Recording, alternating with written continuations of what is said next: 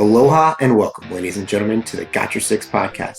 This six-question podcast brings together high performers to share their methods, strategies, and ideas, delivered in an informative and, most importantly, actionable way that'll help you lead yourself and those around you from the battlefield to the boardroom. Coming to you every episode, I'm your host, Tony Nash. And into the breach. Nothing mentioned on this podcast is an endorsement or opinion of the Department of Defense. I got your six, we got your back. Got your six, we got your back. Got your six, we got your back. I got your six. All right, Sixers, what an amazing episode we have today. Daniel Rivera, the man of many names, but what he's known for best is being the hardest worker in the room and the most innovative. Danny, welcome to the show. So stoked to have you here. Hey, Tony, thank you so much, man. Thank you for having me on the show. Sixers that are listening, thank you for tuning in. It's another exclusive episode of Got Your Six podcast with your boy, Active Poppy, and I'm so excited to be on here to talk to a fellow veteran, military member. And what's up, brother? How you doing? Dude, I'm doing great right now. Talking to the recent Hollywood awardee. Why don't we talk about that for a second? Yeah. First of all, I just want to take a second to, shout out my director, Miko Sad. He's an award-winning Egyptian filmmaker and a really good friend of mine. We worked on a few little short projects together, and it was time for me to make something that was going to highlight everything that, Daniel Rivera could do. Because for a while, people had already seen Danny Limelight, or on TV for wrestling, but, people didn't really get to know who Daniel Rivera is. And when I was in the Marine Corps, they knew who Staff Sergeant Rivera is or Drone Instructor Sergeant Rivera and stuff like that. So he wanted a film that was going to highlight who Daniel Rivera is and what he can do. And so, I'm a big action buff guy. I like the action stuff. I like the adrenaline. I do stunts as well. So I definitely wanted something that was going to allow me to pretty much showcase all of that. And so, some of my favorite action films, are John Wick's, The Matrix's, the Bourne movies, Denzel's Equalizers and stuff like that. And, even a lot of Jason Statham films. And so when I was trying to come up with the film, I definitely drew my inspiration from John Wick. Me and Keanu Reeves, we shared the same birthday, September 2nd. And so it was kind of cool because my first rated R film that I ever saw in the movie theaters was The Matrix with Keanu Reeves. So this was kind of like my way to pay homage to him for everything that he did for me growing up, watching his films and stuff like that. And so I knew I wanted a film that had to do with about somebody coming back for revenge to avenge something that was important to him. John Wick was obviously the dog. Right. With my film, my sister was murdered. Yeah. And so the film Joe Riv, I was trying to come up with a name for it and a name for the character. I knew that I wanted the title of the film to be the name of the character, and I wanted a name that was going to be very sharp, crisp, and follow the same pattern of Hollywood. If it ain't broke, don't fix it. Right. John Wick, Jason Bourne, Jason Statham's a star. They all had J names, and it was all like just the first and last name, and it was very one syllable, Right. And so I was thinking, I was like, man, I knew that I wanted something J, but I didn't want it to be Jason. I didn't want to kind of repeat the same name as the other one, so I went with Joe. I was like, Joe could be short for Joseph. It could be short for a lot of things. So I wanted Joe. And then when I was thinking of the last name, I wanted to use my last name. Mm-hmm. But Rivera is so long. Yeah. So I was like, I just cut it in half, Riv. And that's where the name Joe Riv came from. And that's so awesome. I wrote this film. I produced it. I cast everybody in it. I stunt coordinated the film. I did all my own stunts, coordinated everybody else's stunts. And we shot it all in one day. With a $3,000 budget, which isn't a lot of money. No, not at all. And it was our little engine that could. There was a lot of problems that we dealt with as far as like we didn't have a good cameraman, we didn't have a great lighting team. There's a lot of things that mistakes that you encounter in your first time making something this big. And we had an idea of we wanted to keep it under 15 minutes. I had came up with all the fight choreography the week before. Mm-hmm. And when we got to the location, the set, the space wasn't big enough to do the fights that we had planned. So I had to re-choreograph the whole fight the day of the shooting. And we only had the one day. So we started filming at 7:30 a.m. and we got done at 10:42 at night. So it was a full 14-hour day, you know, of almost 15-hour day of filming. And I want to give a shout out to the whole team. Everybody was professional. They came out ready to work. Nobody complained. You know, the stuntmen, you know, really put the work in, took some sick falls, sick fight scenes. You know, the actresses came out to perform. They came ready to look beautiful. You know, the dancers were dancing on the pole. It was a great vibe. You know, the majority of the film took place in a club. So we had like music playing and blasting, keeping the you know, the vibe going. I want to give a shout out to my boy DJ Loudmouth, who's also a Marine Corps veteran and who's a DJ and a rapper now, you know, trying to come up, an independent artist coming up on the scene. And he was DJ in the film. So he was playing his music, and, you know, he was spinning music the whole time, didn't stop. So he was basically working. And Miko, just for being an outstanding professional, making sure we got all the shots, making sure the direction of the film was going the way it needed to. And, you know, little people I say little people, but I mean like little here and there people were doing to help take things off of my plate, because, you know, as the writer, producer, you know, actor, star, stuntman, coordinator, like there was so many hats that I was juggling, and I had a lot of people stepping up to the plate and making sure things, you know, were done. And I want to give a shout out also to Nick Herms, who was the second unit director, and he basically directed all the action shots. So he kind of made sure the cameraman was there to get all the shots. If we didn't have him on set, I don't think the cameraman that we had would have been able to get the fights to look as good as the fights looked. And then after we were done, you know, the hardest part was post-production, was putting the film together, coloring it, sound effects, the music, making sure the original score, we got an original score done, original music that was all ours. You know, Loudmouth song was playing in the beginning of the film. My brother, Flow Fixer, his name is Jonathan Torres. It's my older brother, who's an upcoming independent artist in New York. We put his song in the film. You know, we were just showing people love and just trying to, you know, bring people up with us. We had a guy named Roy Rashad, who's another friend of ours, who's a rapper out here in California, up and coming artist. We had him actually perform his song in the film. And so we did all that. We had Saif Al-Fareed, who was the owner of Creative Lab. He was the editor, colorer. He put the film together, and we submitted it to the film festivals, the Action on Film Festival and the Hollywood Dream Film Festivals in Las Vegas, which is the biggest action film festival there is. And, you know, we went home with 6 awards. You know, so not only were we selected, which was just good enough for us, like, wow, we got selected. Our film was good enough to go to this ceremony. And it was, wow, we got nominated for these awards, you know? So it was like, wow, now our film's been nominated 7 times. Yeah. And out of those seven nominations, we won 6 of them.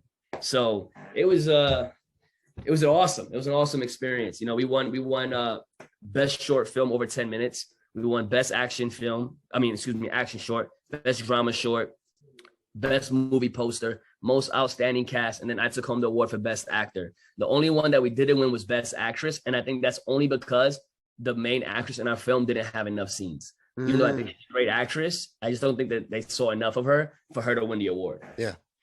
So Danny, what you just talked about, if people weren't familiar with the film, or just like they were just popping in out of our conversation, you couldn't tell a difference between filming a movie and running an operation in the military, because you thanked everybody for doing more than they needed to do, right? Looking at how to thrive in ambiguity and chaos.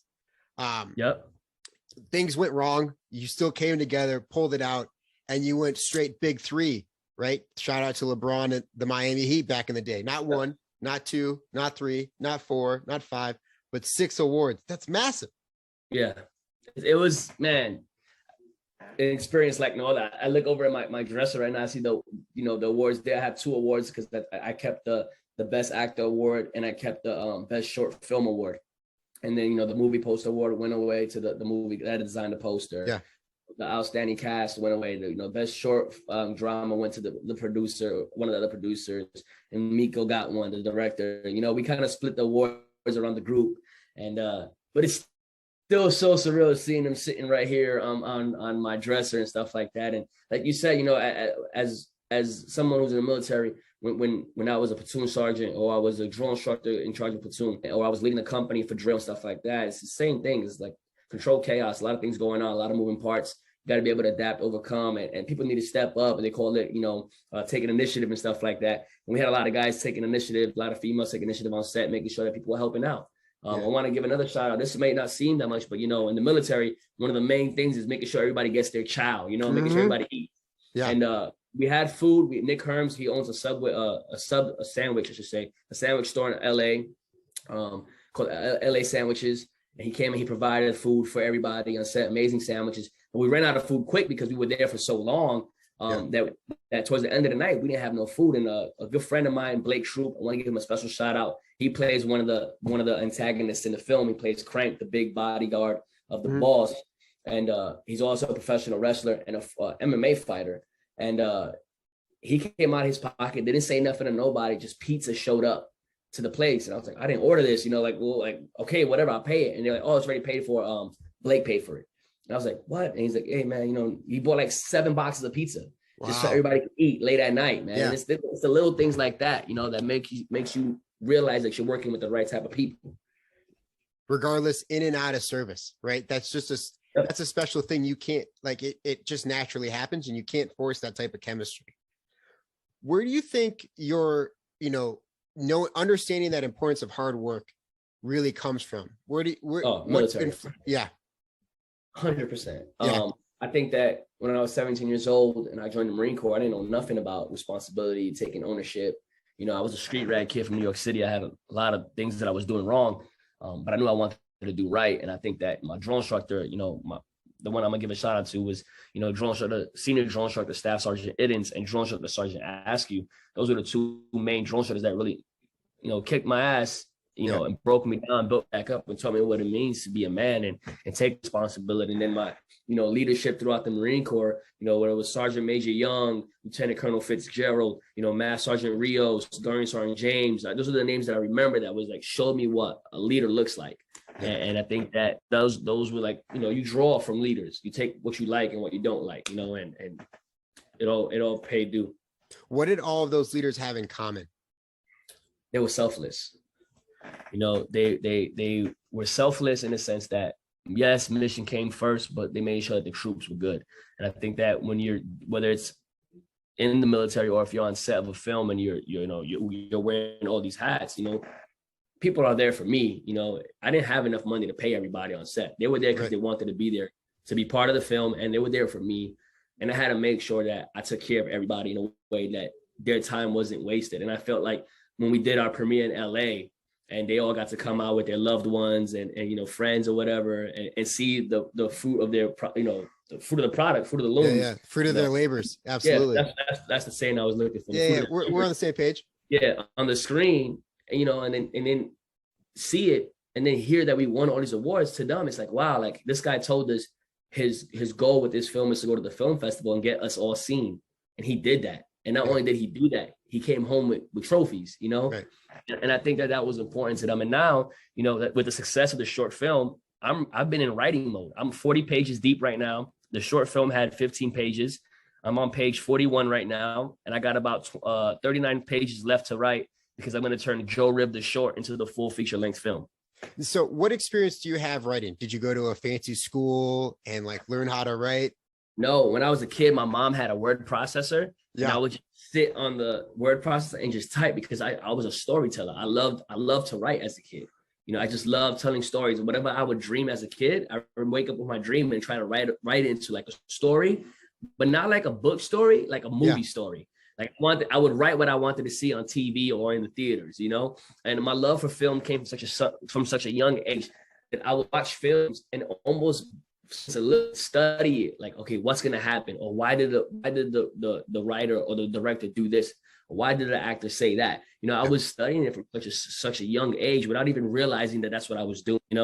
Right. And I did go to school. I attended the New York Film Academy for 1 semester.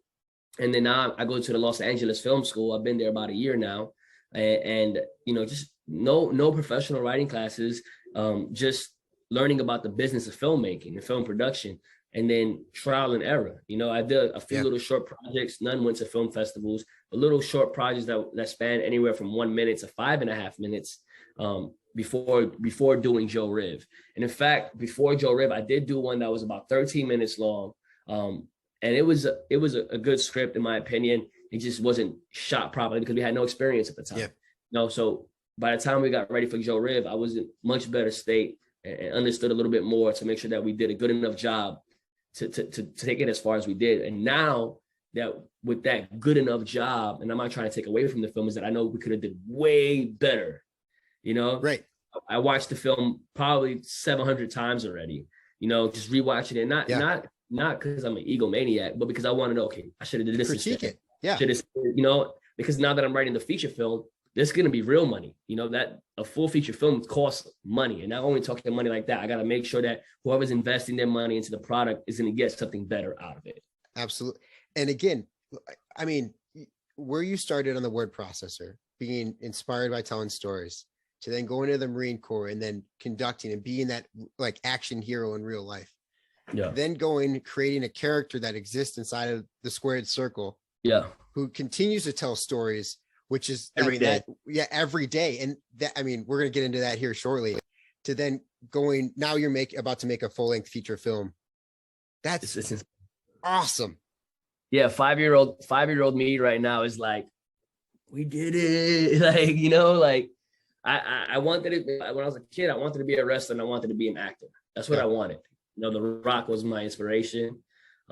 He was the man, in my opinion, and he's still to this day the guy I look up to. He's the hardest worker in the room, whether it's in his wrestling, in the films, whether it's his tequila, his Under Armour, the water. Like he does what doesn't Dwayne Johnson do? Right. And the other thing is he's like just like you do. He surrounds him with people that are smarter than himself to bring up his game.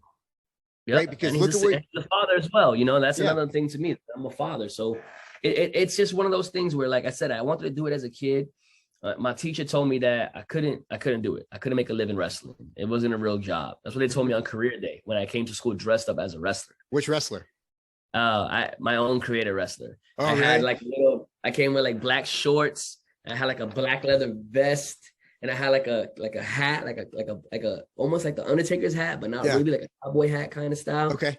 A little pet lizard that I put on my shoulder. And then I had back then it was WWF, the WWF Championship. Yeah. That was me on career day, and I have a picture of it all over my social media somewhere. But that was me. And I was in, I think, like kindergarten or first grade or something like that. And they was like, nope, it's not a job. I love that. If you want to look behind me, I don't know if you can see that belt. Yeah. I had made for my our wedding entrance when my wife and I got married. That's sick. I'll have to send that to you. Yeah, it was. I definitely love to see it. So as we talked about, right, like stepping into the squared circle, being a professional wrestler, you're always having to constantly work on what they call the gimmick, right? Like who your character is. There's got to be some sort of like habits and things you pick up along the way as you build that character, because the story is constantly evolving. Okay, so the first thing that I was thinking about was finding a name that was going to be marketable, that was going to look good on flyers, that was going to sell, and I wanted it to represent who I am, and I wanted it to represent New York City, and that's where I started thinking of New York, and what was big in New York back in the day. There was a club in New York City called the Limelight, and there's a song called "Juicy," is my favorite song of all time by Biggie Smalls, and he says, "Now I'm in the limelight because I rhyme tight. Time to get paid, blow up like the world trade. Born sin the opposite of a winner. Remember when I used to eat sardines for dinner?" So for me, I was like, the Limelight, Yeah. And so I was like, Danny Limelight, But my original first name that I was going to go with, I was going to use my middle name. My middle name is Lewis. Okay. And so I originally was going to go with Live Lewis. Huh. Not as catchy as Danny Limelight, Danny Limelight, it's like you already see you in this underneath the spotlight. Yeah, exactly, And so after I got the name, I tried to figure out how I wanted to portray myself on TV. I knew I wanted to be a bad guy. And so I try to mimic Pretty Boy Floyd, Money Mayweather. Yep. I wanted to be a big shit talker. I wanted to be flashy and cocky, but I still wanted to be, a little bit more of streets as well, Yeah. Well, you gotta, strive to put on for the culture of being from Brooklyn, from Puerto Rican. Absolutely. And I'm look, you see right here, it's the Puerto Rican flag wrapped around my head. I represent to the fullest. It wasn't until David Marquez from Championship Wrestling from Hollywood, president of United Wrestling Network, brought me in to his TV program when I was 9 months in the business, where he was like, let's not go with Danny Limelight, let's go with Danny Rivera. And you're gonna represent Puerto Rico, and you're gonna be just a Puerto Rican kid from New York. We're gonna take the Limelight out for now. It didn't make sense to me back then. I was like, why? And at this time, you're still active duty. right? Like I'm you're still still active duty at this time. Yeah, I'm still active duty. So I'm literally getting off work at 16:30, 1700, driving to wrestling to try to train. And then I'm like making trips on the weekends to try to go wrestle at shows and be at PT in the morning. So it's all this is happening. And at the time, my daughter's like 6 months old, like I got a newborn child, like the same time. I'm newly married. I'm divorced now, but I was married then. I had no idea what I was doing with that. There's just a lot going on. And I ended up, running with the Danny Rivera thing on TV, and then Danny Limelight on the independent scene. Okay. And then when I built up a big enough buzz on TV, it became Danny Limelight Rivera. And then as I really started creating a buzz for me, I was like, I want to drop the Rivera and I want to keep Danny Limelight. And it was, after I took 2 years off in 2016 to go be a drill instructor where I had no time to be a wrestler because I was training recruits. Yep. I came back in 2018 as Danny Limelight only, and I really started making waves. When I made my debut at Impact, kind of started really getting eyes on me, had my New Japan Pro Wrestling tryout, killed that, made my debut at New Japan as Danny Limelight, got into the finals of the Lions Break Crown tournament. Which for people who don't watch wrestling, that is a massive deal. Like that's like going from coming off the streets for a tryout to being on the Super Bowl winning team. Like that's huge. Sorry, I just had to make sure we thank you for that. Yeah, because some people might not know what I'm saying, but 100%. Coming from there and going straight to the finals of the tournament, really creating a big buzz for me. Then I went into a feud with Rocky Romero, who's been part of New Japan for almost 20 years. He's like one of the men. I'll give credit where it's due. I went into a feud with him, like a rivalry trainer thing. And then I turned on him and I joined Team Filthy with Filthy Tom Lawler, who's an MMA fighter. We had our own little group. And then I got the call from AEW, and I went to AEW. And that's where Danny Limelight really blew up, was that, between the time from New Japan to AEW. I'm wrestling Kenny Omega, wrestling Jon Moxley, Ray Phoenix, having all these bangers on TV. And then still at the same time, like this is all happening 1 year after I got out of the military. I got out of the military October 2019. I just hit my 2-year mark from getting out. And, at 2 months, 1 month after I get out of the military, I book a movie with John Morrison. I do all the stunts in the film Speed of Time. So I get some money immediately after the military. And then I do my New Japan tryout in November of 2019. And then December, I separate my shoulder. They tell me I'm going to be out for 4 to 6 months. I said, fuck that. 1 month later, I'm back in the ring because I rushed my recovery. Wow. Once I got full range of motion, I went straight to the gym and then I went back to the ring. Didn't take no time off. The pandemic hits, which sucked because now I'm like, if I knew the pandemic was going to happen, I would have got surgery to properly heal it. And I didn't. Now my freaking shoulder still sticks out. See right here. Yeah. And now wrestling's at a pause because the pandemic's happening. Yeah. And then fortunately, July timeframe of last year, 2020, that's when New Japan started tipping back up. They followed all the COVID protocols and made sure everybody was safe. And I was able to start making some more income wrestling, create the buzz, went to AEW. And then that's when I signed with AEW. And this 1 year after, my release from the military. Yeah. And so here we are now at the 2-year mark since I got out of the military. And I've wrestled on every major wrestling company except for WWE. Yeah, we don't talk about New York here. For those people who don't watch wrestling, New York is commonly referred to as WWE or up north. But you're without all that, Danny, like you're still doing these incredible things because you've set the groundwork for yourself and your family and the people that have supported you along the way to say, hey, I'm going to be able to do what I want. Trust me, I'm going to make it happen. And you have. You talked about one thing. Go ahead. Because you're right. Because, I have a daughter who's watching me. And I know people don't like to talk about up north in New York, but, WWE is the biggest wrestling company in the world. So, I give respect where it's due. A lot of my boys work there and stuff like that. So, but like I said, I was just trying to really set the bar for my daughter and make sure that I was able to provide. I didn't want to be another statistic where you get out of the military and you fall on your face. I wanted to follow my dreams, and I wanted to show people watching, especially my daughter, most importantly, but also the Latino community and all my people from New York. People just struggling growing up from shitty neighborhoods that, like, if you grind and put the work in, you can get to anywhere you want to go. Nobody's going to stop you but yourself. And so I somehow was able to do that. Yeah. And after I got done with AEW, that's when I signed with MLW, Major League Wrestling, which is where I'm now. Yep. Full circle. Now I dropped the Danny Limelight, and now I'm wrestling as just Rivera as part of LAX 5150 with Conan, Slice Boogie, Julius Smokes. All-time wrestling fraction, like one of the greatest to ever do it. Again, going back to your roots of like putting on for the culture, like that is like the epitome over at LAX. 100%. The Latin American exchange. Absolutely. And yeah, I mean, this is where you're at now. Like, who knows, they're up north. There's so many other things that could happen in the future. We touched on a little bit. I want to kind of zoom back to failure, because there has been failures along the way. What do you think has been your greatest failure that has led, to where it made you who you are today? My greatest failure. Or just a failure, a recent failure.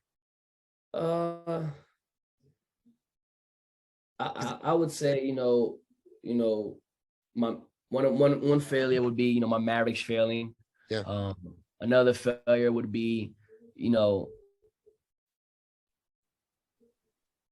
not a lot of, you get more no's than yeses in Hollywood, so like trying stuff and not getting parts at auditions, things like that. Yeah. Sending out emails, earlier in the career to try to get wrestling bookings and promoters not paying me no mind. There's a lot of things. It's just putting in the work. I think that sometimes, people, they hit a wall, they hit like a roadblock in their career, and they just like, oh, this is it, I'm done. I can't bounce back. But for me, I like obstacle courses, like I scope them shits, you know what I'm saying? Like, I like when I hit a boundary or I hit a wall, I either climb over it, go around, or go right through it. I never turn back around. So fortunately, I've been able to just stay sturdy, stay headstrong on what my primary objective is. And then you just like a Marine Corps rifleman, locate, close with, and destroy the enemy.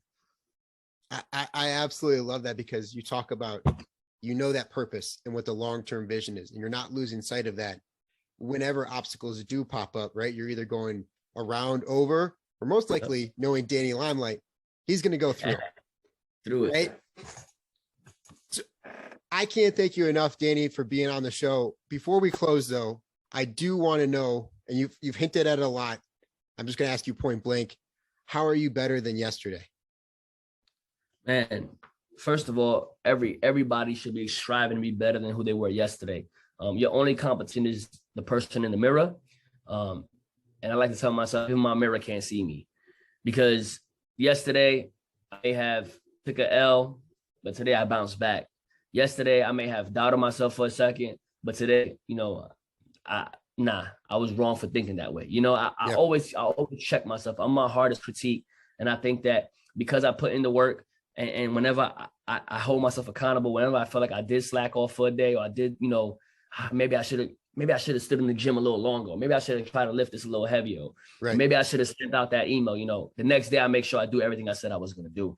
I hold myself accountable. I got a little one watching me. I got people watching me, and I got to make sure that I set the bar as high as possible, because at the end of the day, all we have is our legacy. And I want to make sure that the Rivera legacy lives forever.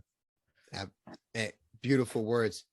Danny, thank you so much for your time. If people want to reach out, where are they going? How are they finding you? All, I just want to thank you for Tony, for really taking the time out to reach out and bringing me onto your show. I want to thank the Got Your Six podcast for having me. All your Sixers, the people listening at home, thank you so much. Mi gente, that means my people. And I say amor de mi gente, which is love of my people. Love y'all. If you want to reach out, I'm on Twitter and Instagram at Danny Limelight. TikTok is Danny Limelight, prowrestlingtees.com/Danny Limelight for all your merchandise. And if you want a Cameo, I'm on Cameo as well, cameo.com/Danny Limelight. Thank you so much. Tony, let's link again soon, brother. Thank you, Danny.